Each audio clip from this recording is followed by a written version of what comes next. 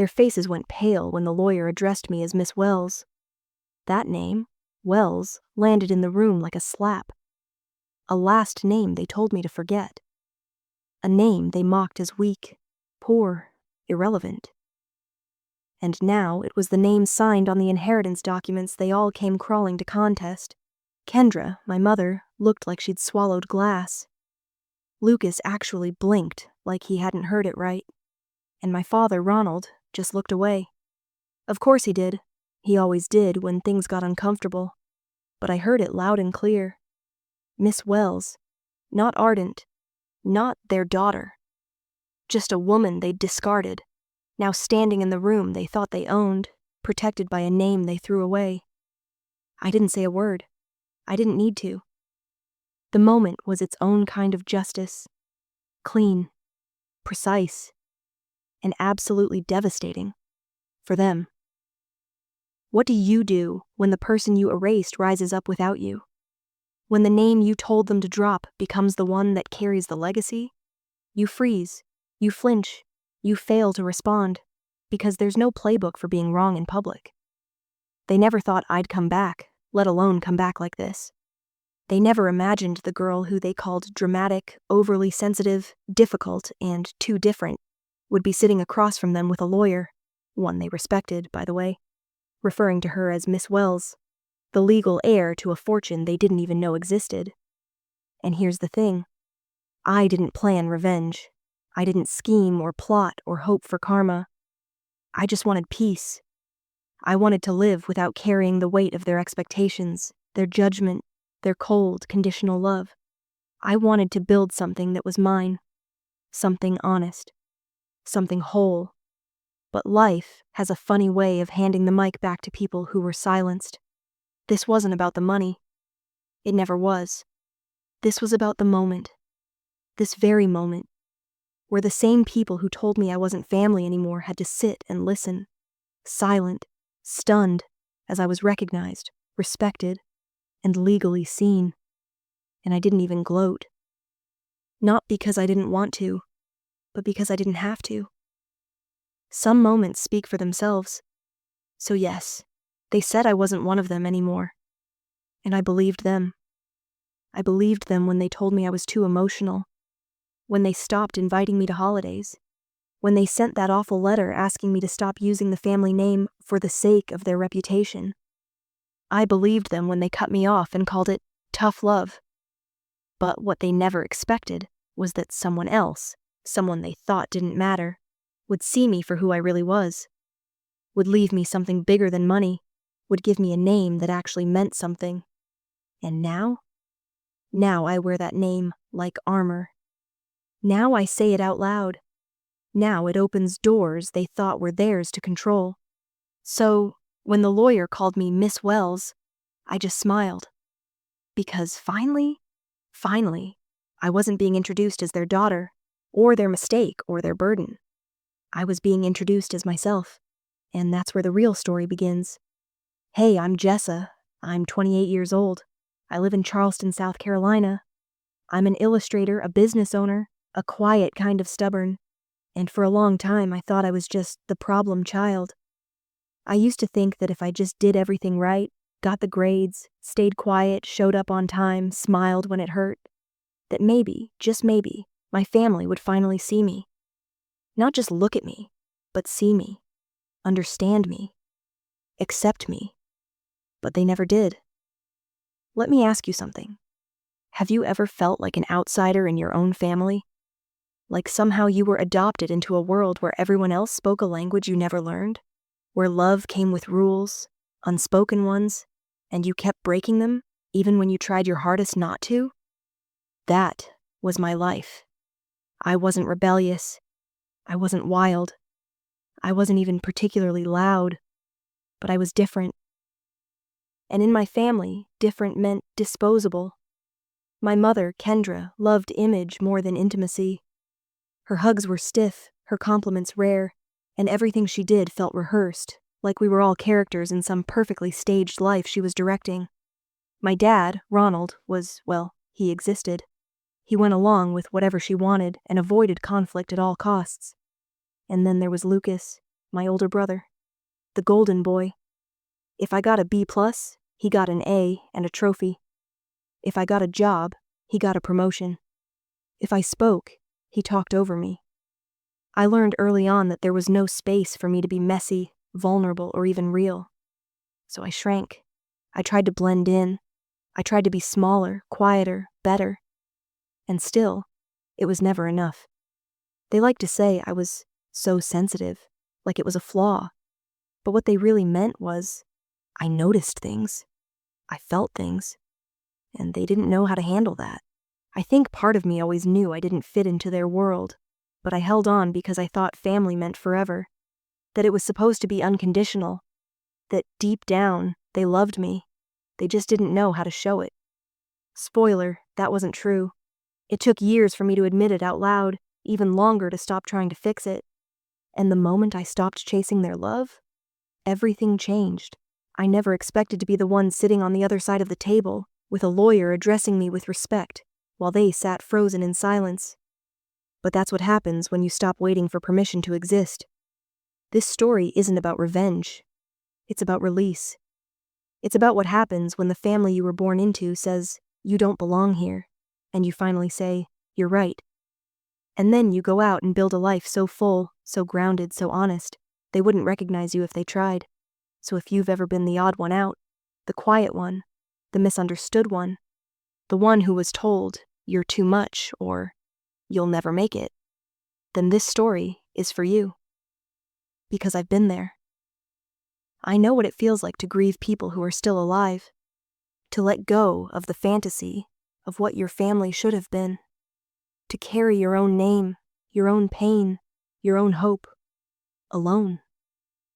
But I also know what it feels like to come out stronger, to choose yourself, to change your name, to inherit a future no one thought you deserved, and live it on your terms. So yeah, I'm Jessa Wells now, and this is how I got here. Let me take you back to the beginning. Before everything fell apart, we looked like a happy family. We had the 2-story home in Charleston with a trimmed lawn, white shutters, and holiday wreaths that matched the season. My mom, Kendra, always made sure the front porch looked like it belonged on the cover of a lifestyle magazine. Everything had its place. Everyone had their role. To neighbors and family friends, we were the Ardents, polished, polite, predictable. Lucas, the golden boy, was headed for Wall Street even before he graduated high school. My parents adored him. Every conversation with them was like a press release about his success. He was the legacy, as my mom called him. I was, well, a good student, quiet, artistic. I liked to draw, write, make things. I didn't speak up unless I had to, and when I did, they told me I was being dramatic. Still, I tried. I tried so hard to be the daughter they wanted. I wore the dresses my mother picked out for family photos, even when they felt like costumes.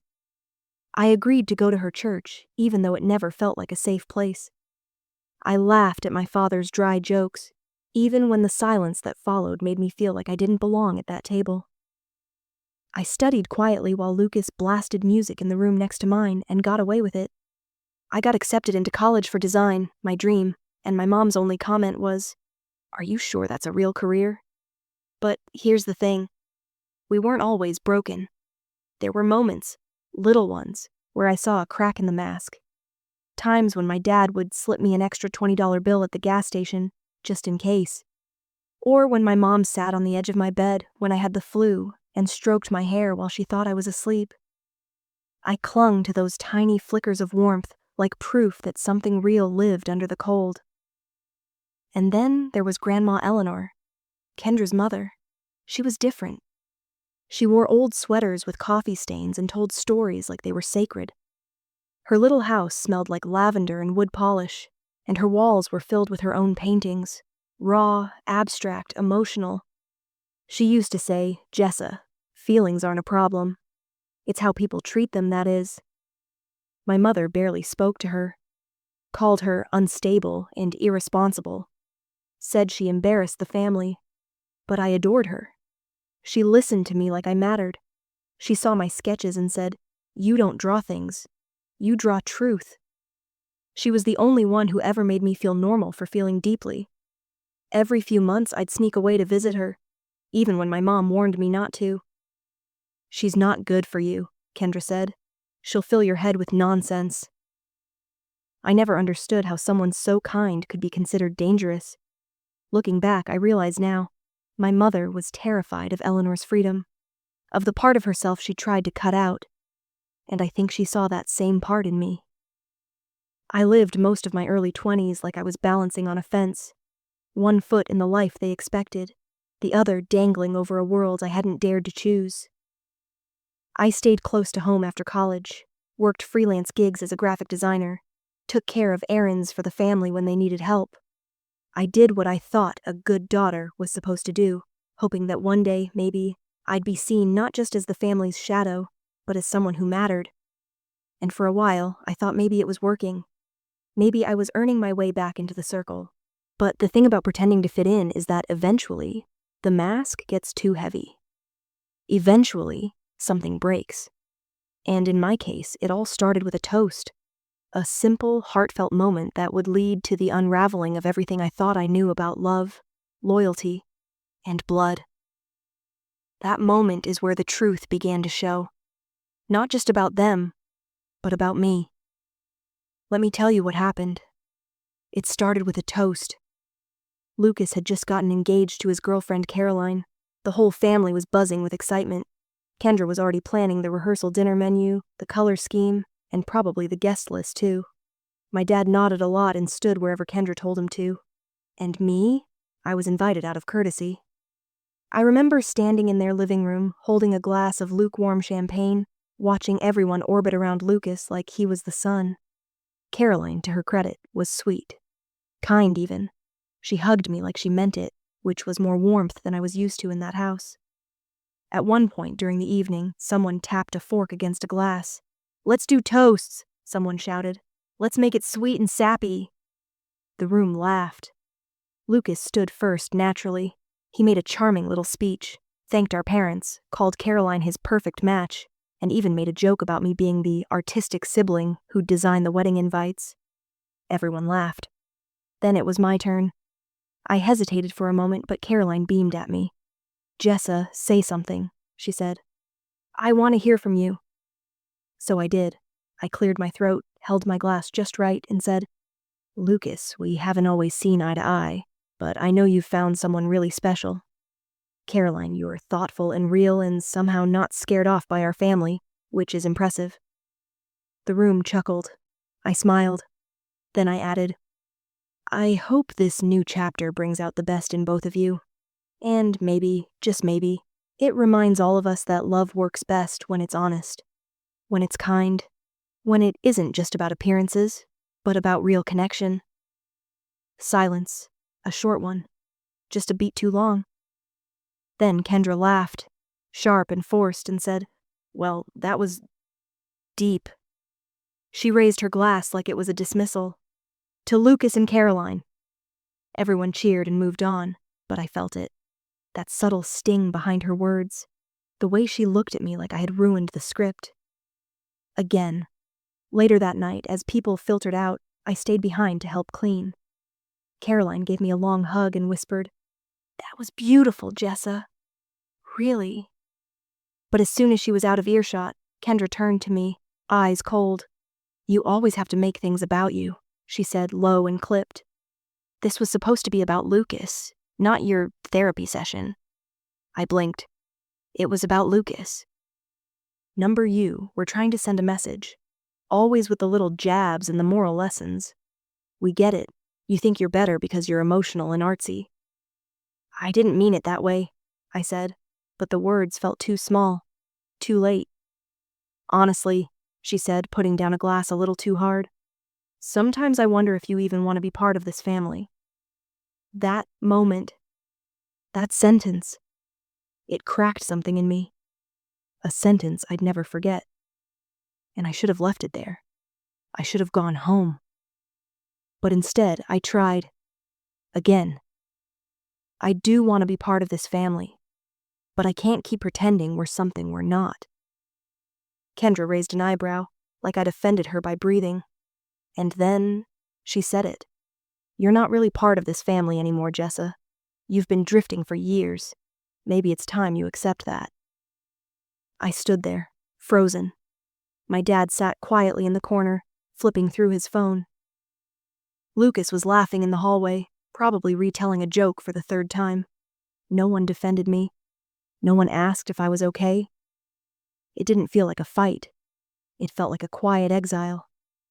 I left without saying goodbye, walked out into the cool Charleston night, and realized I'd been officially, though not legally, erased. That was the moment the line got drawn. I didn't know it yet, but that night was the beginning of something much bigger. The unraveling had started, and I was about to find out just how far they were willing to go to push me out. For good. After that night, everything changed. Not dramatically, not with slamming doors or screaming matches. My family preferred quieter forms of cruelty, passive exclusion, chilly silences, being ignored until you wondered if you even existed. It started with the family group chat. I opened my phone one morning to find that I'd been removed. No warning, no explanation, just gone. One day, I was part of the stream of photos, holiday planning, and endless praise for Lucas's wedding updates. The next, I was invisible. I sent a message to my mom directly, trying to keep it calm. "Hey, I noticed I'm not in the chat anymore. Everything okay?" She read it, didn't respond. 3 days later, I got a reply. "We thought it'd be easier to keep things streamlined for the wedding." Streamlined. That was her word for pretending I wasn't there. Then came the holidays. Thanksgiving came and went. No invite. Christmas. Nothing. No call. No message.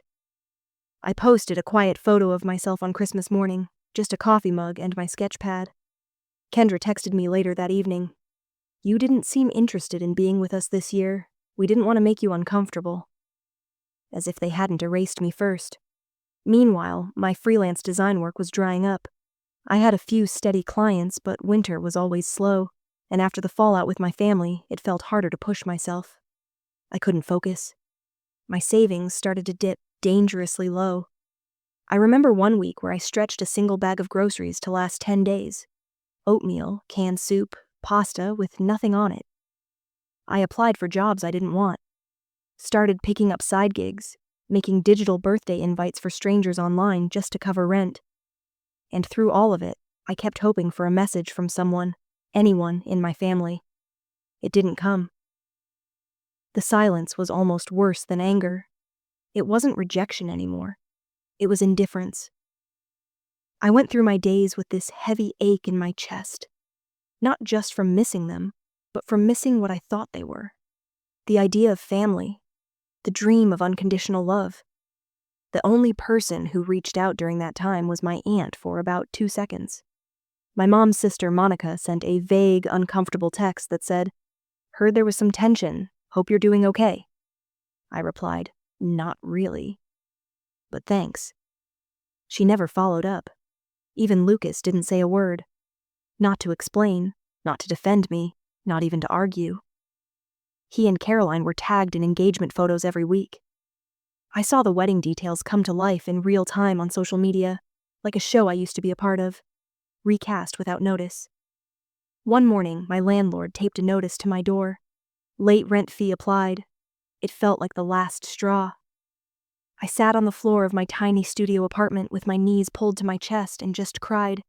The kind of cry where no sound comes out, where your whole body aches, where you start to wonder if maybe they were right. Maybe you don't belong. Maybe you are the problem. I looked around my apartment. Half-finished canvases leaning against the wall. Sketches. A broken coffee mug from a client event. Silence. No one called to check on me. No one came. I was broke, emotionally bruised, and utterly alone. But the worst part? I still missed them. Even after everything, part of me still wanted to believe that one day, my mom would show up at my door with tears in her eyes. That my dad would call and say he was sorry. That Lucas would say, "We were wrong. Come back." But none of that happened. What happened instead? They pushed me further. They crossed a line that forced me to finally do something I never thought I would. I didn't know it then, but I was about to get a letter. One that would change everything. Just when I thought the silence was the worst of it, They sent the letter. It arrived in a cream-colored envelope with the Ardent family crest embossed at the top, because of course they had stationery like that. For a second, I thought maybe it was a peace offering, a card, maybe even an apology. But no, it wasn't personal. It was legal. Inside was a typed letter signed by a firm I recognized from Lucas's LinkedIn profile, their family attorney, the same one who handled Kendra's charity foundation and Lucas's trust accounts. The letter was short. 3 paragraphs. No warmth, no humanity. Just this. Due to recent behavior and for the sake of public image, the Ardent family formally requests that Ms. Jessa Ardent refrain from using the Ardent surname in any professional, personal, or online capacity. We trust that you understand the importance of preserving the family's reputation, particularly in light of ongoing media coverage regarding the upcoming wedding and Mr. Lucas Ardent's public-facing roles. They were asking me to change my name, not to protect me, not to help me move forward, but to erase me. I sat at my kitchen table, holding the letter with shaking hands. My chest felt hollow. I kept reading it over and over, looking for a sentence that would soften the blow. A line that said, "We love you, but..." or "This is just until things calm down." Nothing. No emotion. No care. No acknowledgement that I was their daughter. Their sister. They wanted me out of the picture so badly, they were willing to make it official. And suddenly all the subtle insults, the exclusion, the cold shoulders, it all clicked. They didn't just think I didn't belong. They wanted to sever the tie completely. That hurt more than I can explain. I wasn't famous. I wasn't even active on social media outside of sharing art once in a while. But now, my very existence was apparently a threat to their brand, to Lucas's image, to Kendra's perfect family narrative. It wasn't about privacy. It wasn't about damage control. It was about control, period. I didn't respond. Instead, I did something I hadn't done in a while. I pulled out my old sketch pad, one my grandmother Eleanor gave me years ago, and just started scribbling. Angry lines at first, messy, chaotic strokes, then softer ones, curves, shapes. Her handwriting came to mind, and that's when I remembered. There was something tucked inside the back cover of that sketch pad. A note she gave me a few months before she passed. I hadn't looked at it since the funeral. My hands were still shaking from the letter, but I turned to the back page and found the envelope.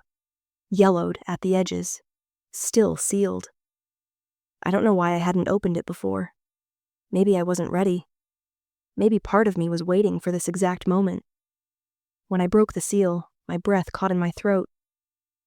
Inside was a handwritten letter, and behind it, folded neatly, a legal document. A will. My grandmother's will. And my name, my full name, was written at the very top. Not as Jessa Ardent, but as Jessa Eleanor Wells. Her name, her legacy, her decision. I sat there in stunned silence, because while my family was busy trying to erase me, my grandmother had already claimed me. She'd left me something they clearly didn't know about. And it wasn't just money. It was truth. It was dignity. It was choice. I hadn't lost everything. They just never really had me to begin with. Finding her letter felt like waking up after a long, painful dream. I had just finished reading the lawyer's demand from my family, asking me to drop the Ardent name for the sake of their reputation, when I pulled out my old sketch pad. I hadn't touched it in months. Something about that letter had cracked me open again, and for reasons I still don't fully understand, I found myself flipping through those pages like they might hold a piece of me I'd lost. That's when I saw it, taped to the inside of the back cover. A yellowed envelope with my name written in slanted cursive. Eleanor's handwriting. It stopped me cold. My grandmother had given me this sketchbook years ago, but I'd never seen the envelope until now.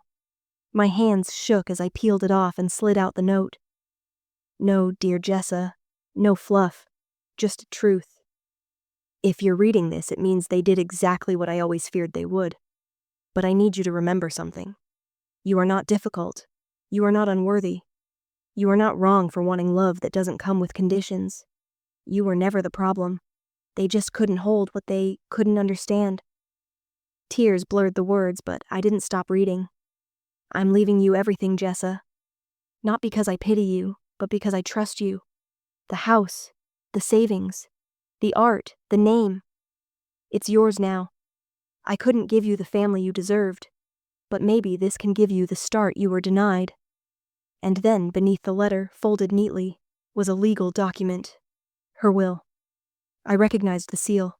It was real, official, final. And at the top, printed in bold, deliberate letters, Jessa Eleanor Wells. Not Jessa Ardent. Wells. Her name, her legacy, her choice. I couldn't stop staring at it. It felt like she was sitting across from me, gently placing her hand over mine and saying, "You don't have to beg to belong anymore. You never did." The very next morning, I called the number scrawled in the corner. Mr. Holt, her longtime attorney. He answered with a calm professionalism, but when I said my name, he paused. "Miss Wells." I froze. "Yes," I whispered. "That's me." 2 days later, I was sitting in his office. It was quiet and sunlit, filled with a mix of legal order and quiet elegance. There were 2 of Eleanor's paintings on the wall, ones I remembered seeing in her home. Mr. Holt reviewed the will carefully, then looked up and gave me a soft smile. "She wanted you to know she never hesitated," he said. "She made her decision years ago.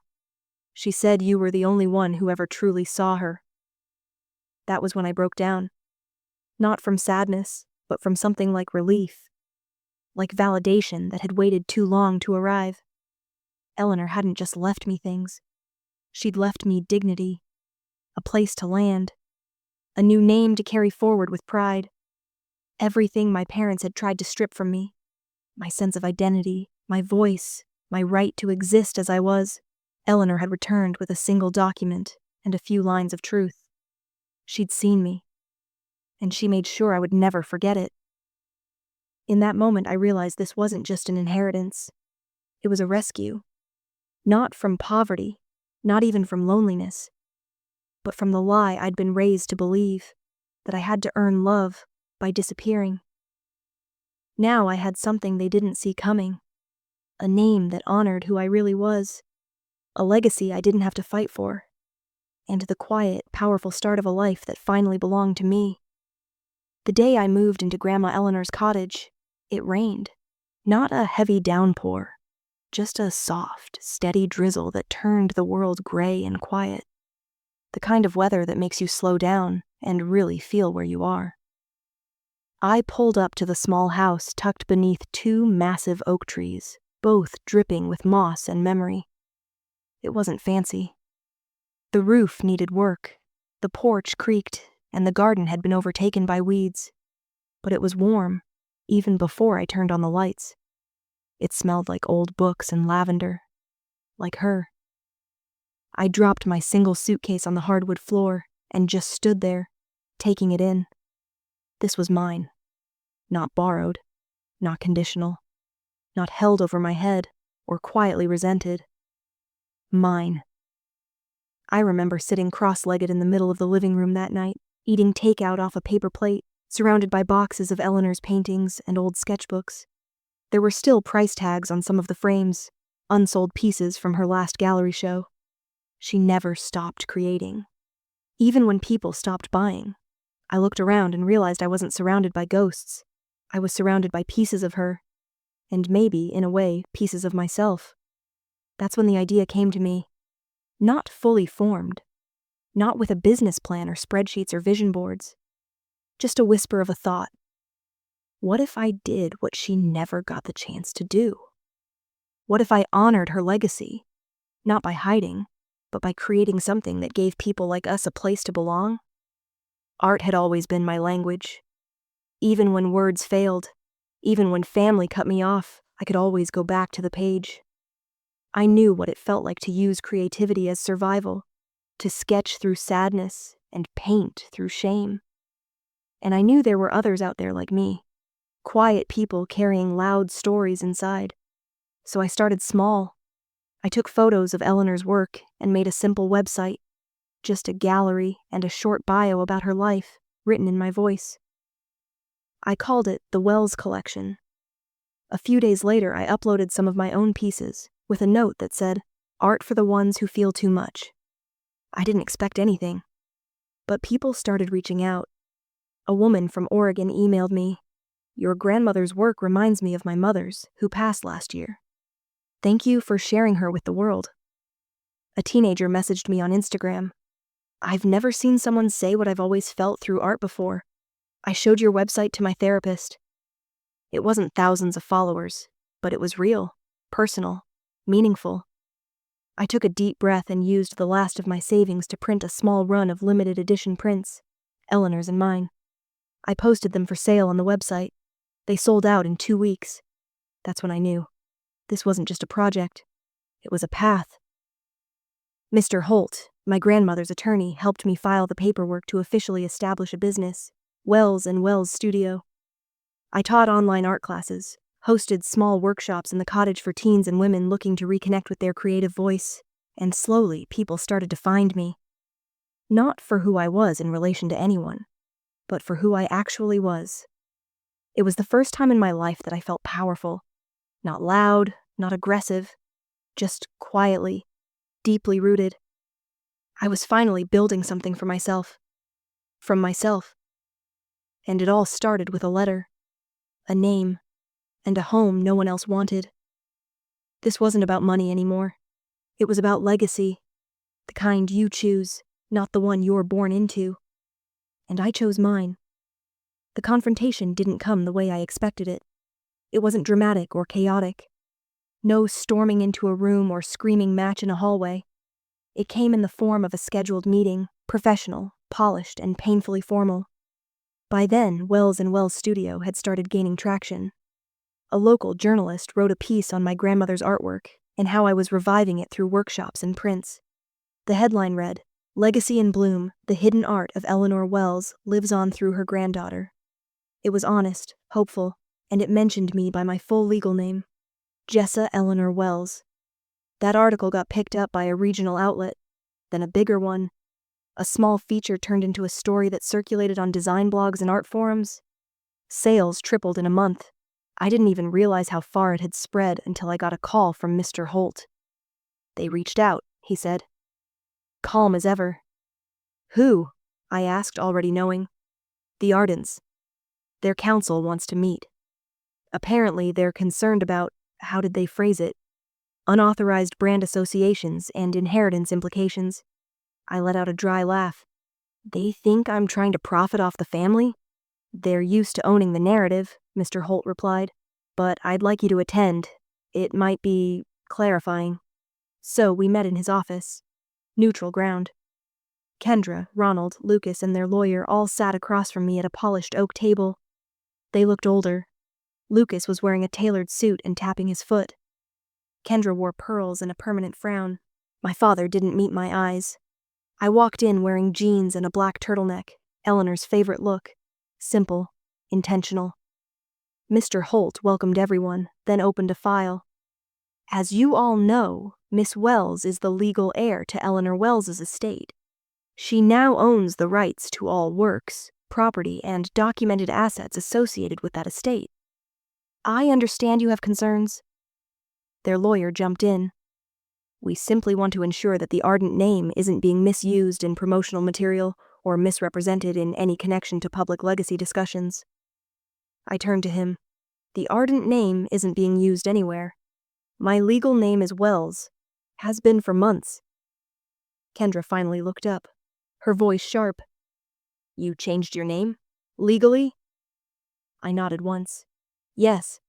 I've let go of the Ardent name, just like you asked." Her mouth opened slightly, but nothing came out. Lucas leaned forward, trying to regain control. "You're dragging our family into public view for attention. This isn't just about some paintings, Jessa. You're going viral. You're turning Eleanor into some symbol." "She was a symbol," I cut in. "You just refused to see it. She left something real behind.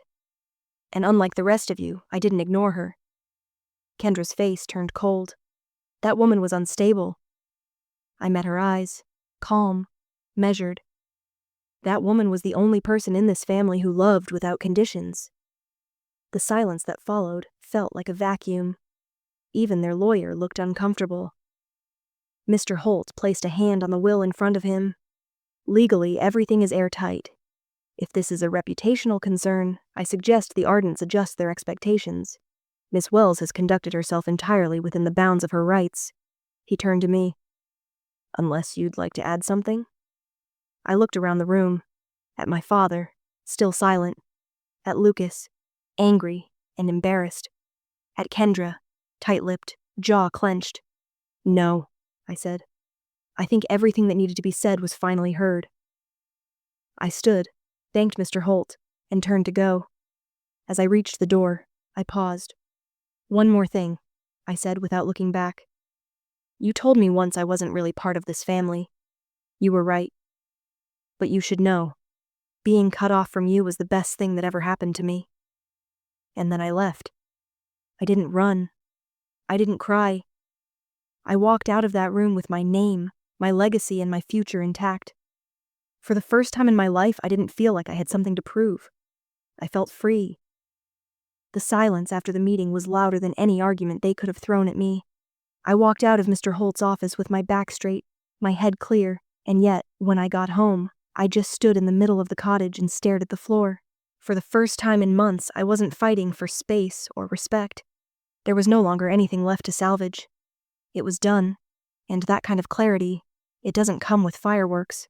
It comes with grief. The next morning, I got a text from Lucas. Didn't mean for it to get so tense yesterday. I think we should talk. Clear the air. Clear the air. As if that would magically undo everything. As if a few words now could erase the years of silence, dismissal, and cold cruelty. As if calling me too sensitive over and over again could be neutralized by a text that didn't even include the word sorry. I didn't respond. 3 hours later, I got another message. Look, we were just trying to protect the family name. You don't have to be hostile. That made me laugh. Actually laugh. They never saw what they did as harm. Not once. Because to them, I was the one who stepped out of line. I was the one who wouldn't play the part. And now that I'd carved a life without them, they weren't sorry. They were uncomfortable. The fallout wasn't rage. It was discomfort. Later that week, I received a card in the mail from Kendra. No note, no return address. Just a store-bought card with a printed message. Wishing you well in your endeavors. No acknowledgement of what had happened. No apology for what they'd said or done. Just distance disguised as grace. Ronald, my father, never reached out. Not once, which, honestly, hurt the least. He had always been a background figure in my life. Quiet, agreeable, and completely absent when it counted. I thought it would feel good. Cutting ties. I thought I'd feel powerful, vindicated, maybe even a little victorious. But that's not what happened. What I felt was a strange, unfamiliar kind of peace. The ache was still there, but the need wasn't. The craving for their approval, the hunger to be seen by them. It was finally quiet. That night, I took a long walk through the neighborhood behind the cottage. I passed houses with families laughing on porches, kids riding bikes, couples arguing about grocery lists. Normalcy. Messy, human, real. And for a second, I let myself mourn. Not for the family I had, but for the one I never got. I grieved the mother who might have been soft. The father who could have protected me. The brother who might have stood up for me instead of staying loyal to the family brand.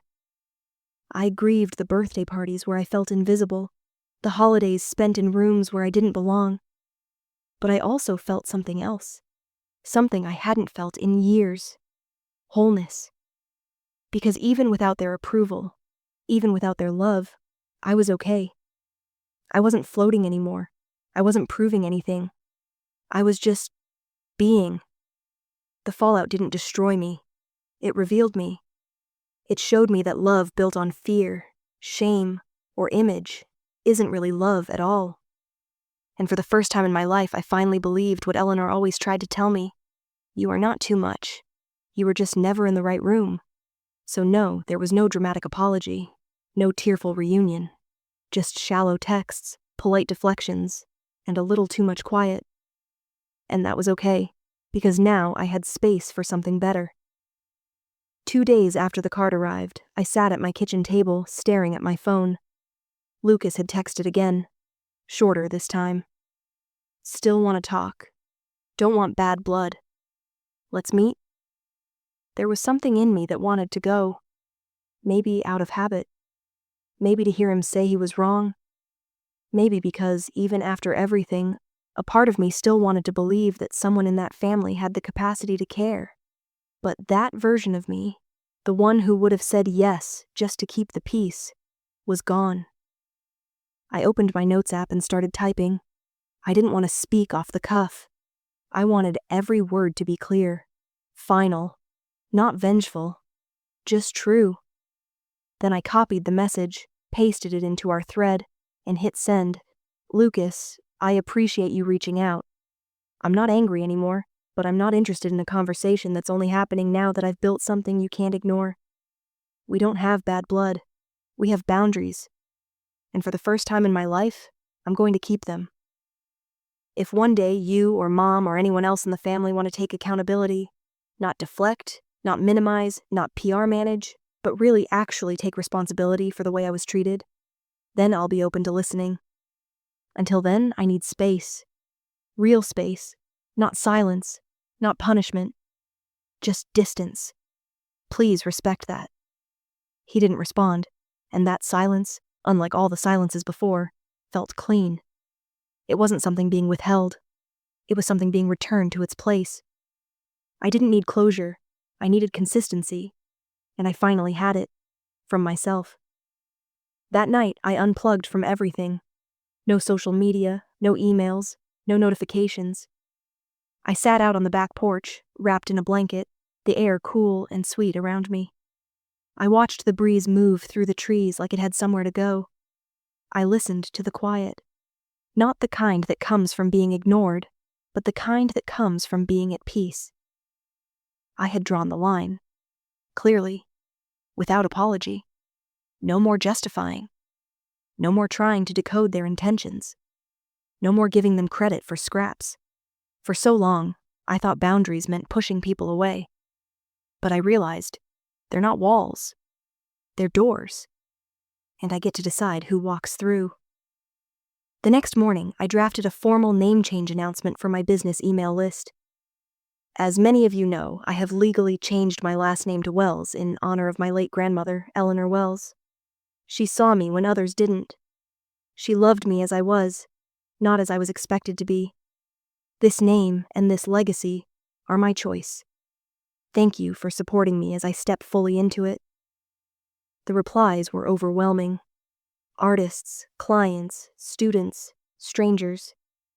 Dozens of people writing in with their own stories of breaking away, setting limits, reclaiming identity. One reply simply said, "You said what I've been trying to say for years. Thank you for showing me it's okay to walk away." And that's when it hit me. My story wasn't just mine anymore. It was a reflection, a reminder, a map for someone else trying to navigate their own pain, their own distance, their own decision to stop begging for love and start building a life that makes room for joy. Setting that boundary with my family wasn't easy. It never is. But it was the moment I stopped waiting to be welcomed back and started walking forward without them. Not out of anger, out of love for myself. You always hear that blood is thicker than water. But what they don't tell you is that some of the deepest, most life-saving connections have nothing to do with biology, and everything to do with choice. After I sent that final message to Lucas and shut the door on that chapter of my life, I braced myself for loneliness. I expected silence, maybe regret. I didn't expect what actually came. Support. Gentle, consistent, powerful support from the people who had already been showing up all along. First, there was Nina. We'd met back in college, both of us studying in the art department. She was loud where I was quiet, bold where I was cautious, but underneath all of that, she just got me. Nina never tried to fix me. She never told me to just call your mom or let it go. She listened. She showed up. When I told her about the will, the house, the inheritance, she didn't get weird or jealous or distant. She said, "It's about time something good happened to you." And then she drove 3 hours just to help me unpack boxes and hang up Eleanor's paintings.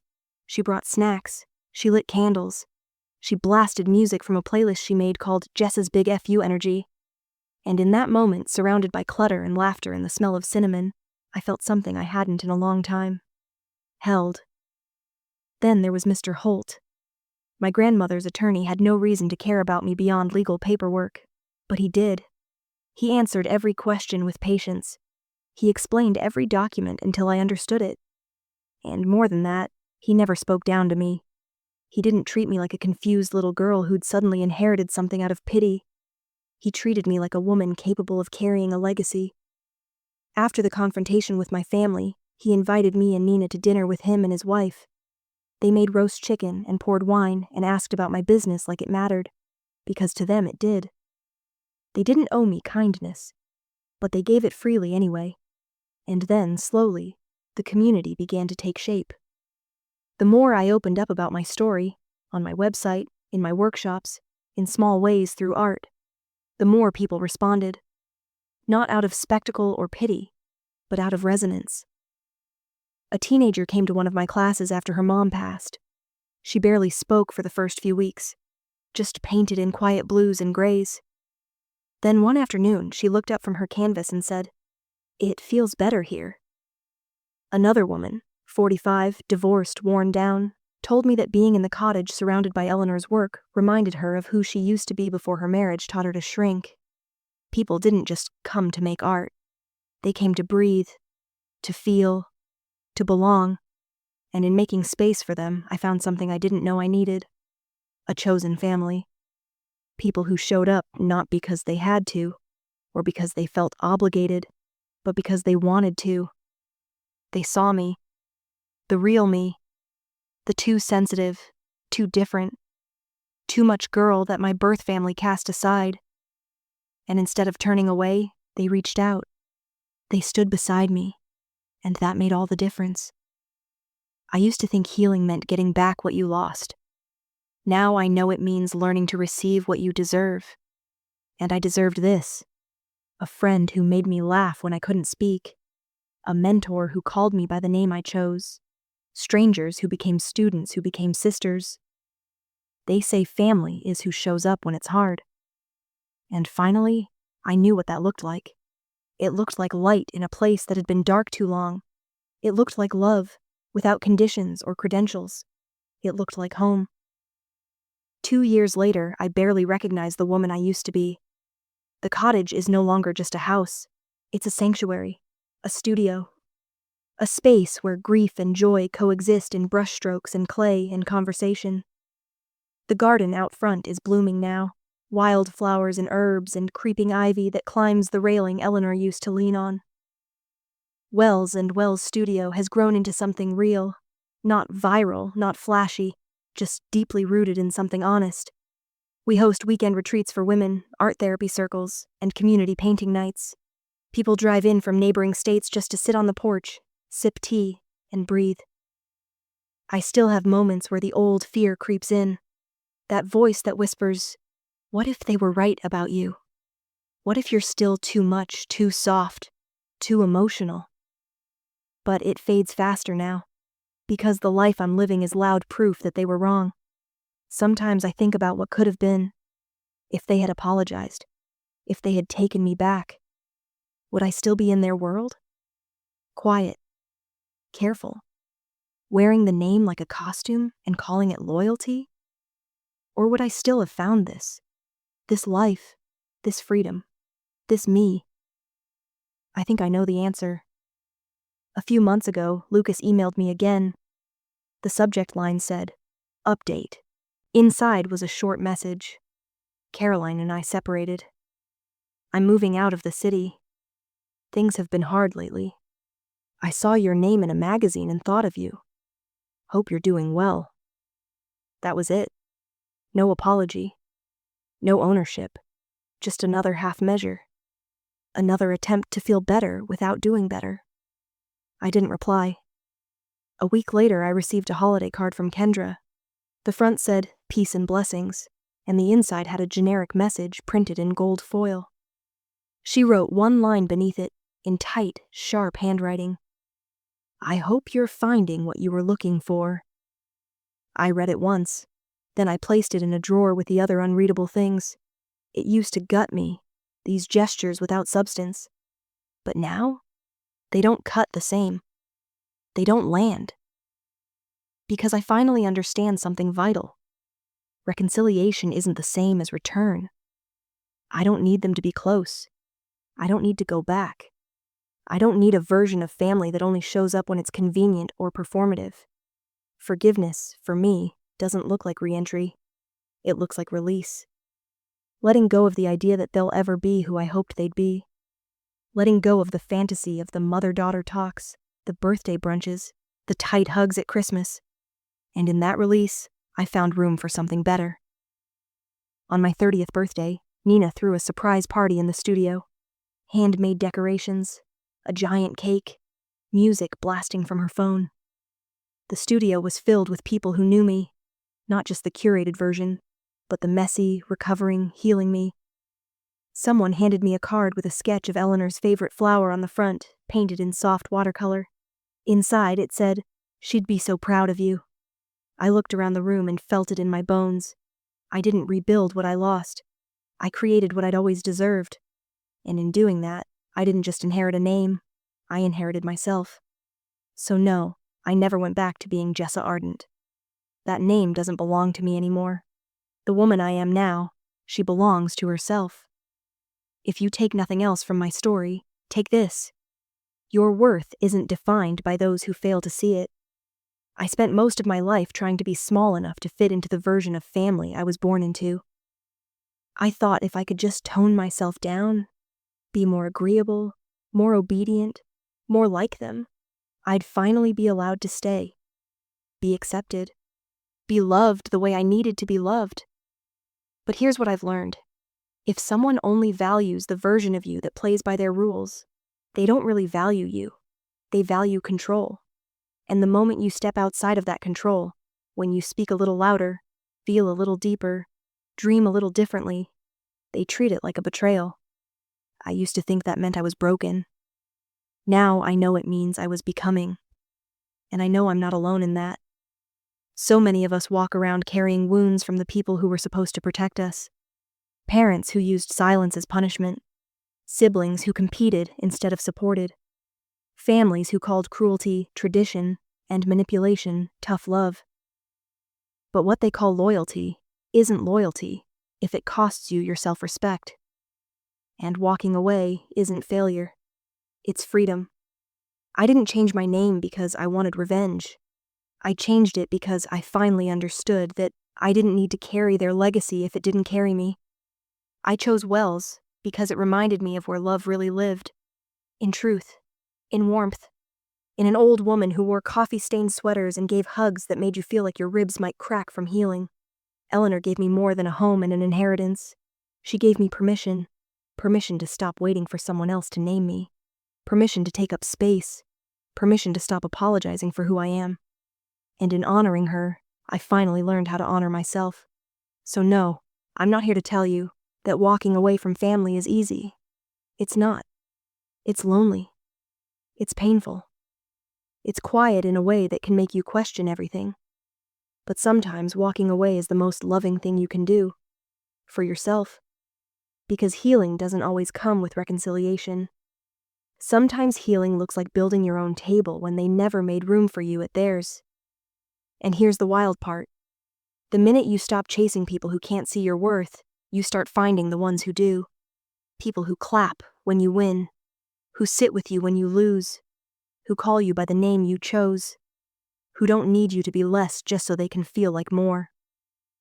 Family is not defined by genetics. It's defined by presence, respect, and love that doesn't evaporate when you stop performing. So if you're standing at the edge of a decision, if you're wondering whether it's okay to step away from the people who never truly chose you, let this be your sign. It is. You don't owe anyone your peace. Not even your parents. Not even your blood. You owe it to yourself. Choose the life where you don't have to shrink. Choose the name that reflects who you are, not who they tried to make you. Choose the kind of love that doesn't flinch when you show your whole heart. Because once you do, everything changes. Not all at once, but in steady, powerful ways. You'll look around one day and realize you didn't lose everything. You left what wasn't real and walked straight into something true. A few weeks ago, I stood by the lake behind the cottage, Eleanor's lake.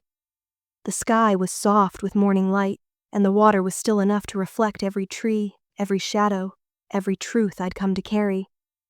In my hand, I held a small carving knife, not for art, for something simpler.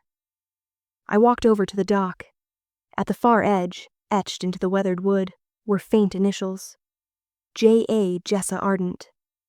I'd carved them there as a teenager, back when I used to visit Eleanor for weekends, when I still thought that being an Ardent meant something unshakable. Back when I was still trying to fit in, to impress people who only ever saw me as excess. I knelt down and ran my fingers across those letters. Then slowly I drew a clean line through them. Not with anger, with peace. I didn't erase the initials, I simply crossed them out. A quiet, deliberate act of reclamation. A reminder that I could love who I used to be, and still leave her behind. The wind picked up slightly. Not a gust, just enough to lift the edge of my shirt, enough to remind me I was still here. Still choosing. And as I stood up, I felt something settle inside me. Not closure, because life is rarely that neat, but something like it. A stillness. A knowing. I turned back toward the house. Inside, Nina was brewing coffee and probably reorganizing the paintbrushes, because she's incapable of leaving things crooked. Mr. Holt was due later that week to help me finalize paperwork for a nonprofit arm of the studio, something that would provide free art therapy sessions to local women and teens. A community built not out of charity, but out of connection. This life, the one I never thought I'd have, wasn't built with the approval of my family. It was built with the love of people who chose me as I am.